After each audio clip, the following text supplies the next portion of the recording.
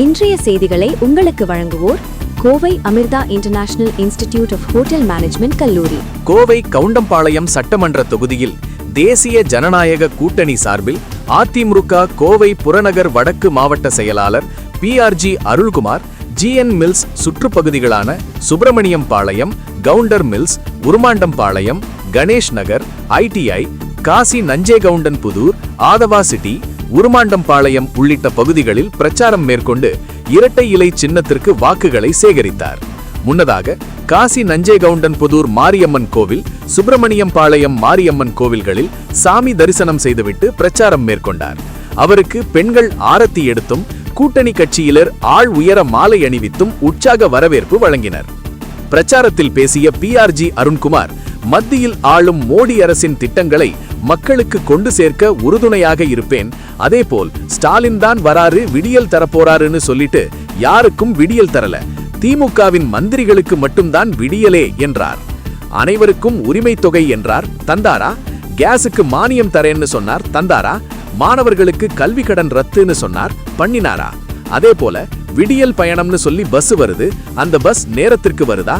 வீட்டு வரி உயர்வு பண்ண மாட்டேன்னு சொன்னார், பண்ணினார்.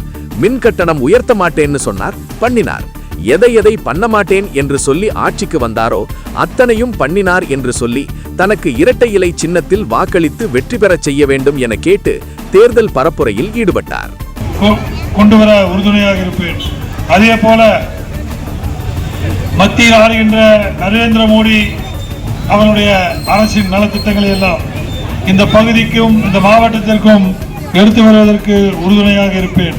அது மட்டுமல்ல, கடந்த 5 ஆண்டு காலமாக திராவிட முன்னேற்ற கழகம் ஆட்சி செய்து எண்ணற்ற பொய்யான வாக்குறுதிகள் சொல்லி ஸ்டாலின் தான் வர்றாரு, விடியலை தர்றாருன்னு சொல்லிட்டு யாருக்கும் விடியல் தரல. திமுகவுடைய மந்திரிகளுக்கு மட்டும்தான் விடியல். ஆகவே இது எல்லாம் நீங்கள் உணர வேண்டும். அனைவருக்கும் உரிமை தொகைன்னு சொன்னார், பொய்யான வாக்குறுதிகள் ஒன்று தந்தாரா? அல்லாதுக்கு தரல, ஒருத்தருக்கு தந்தாரு, ஒருத்தருக்கு தரல. அது மாதிரி கேஸுக்கு மானியம் தரேன்னு சொன்னாரு, தந்தாரா? தரல.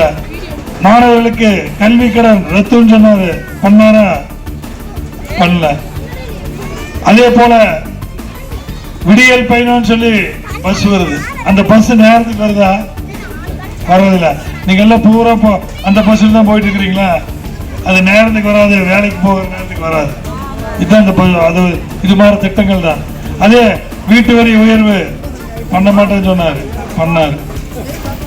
அதே போல கரண்ட் சார்ஜ், மின் கட்டணம் பண்ண மாட்டேன்னு சொன்னாரு, பண்ணாரு. எது பண்ண மாட்டேன்னு சொல்லி ஆட்சிக்கு வந்தாரோ அத்தனையும் பண்ணார். ஒரு மோசமான ஆட்சி, பெண்களுக்கு பாதுகாப்பற்ற ஆட்சி. எங்கு பார்த்தாலும் கொலை கொள்ளை நடந்துட்டு, திருட்டு நடந்துட்டு. ஏன் நம்மளுக்கெல்லாம் பாதுகாப்பு போலீஸ்காரங்க, அந்த போலீஸ்க்கு இந்த ஆட்சியில பாதுகாப்பு இல்லை. நீங்க நன்கு உணர்ந்து பார்க்க வேண்டும்.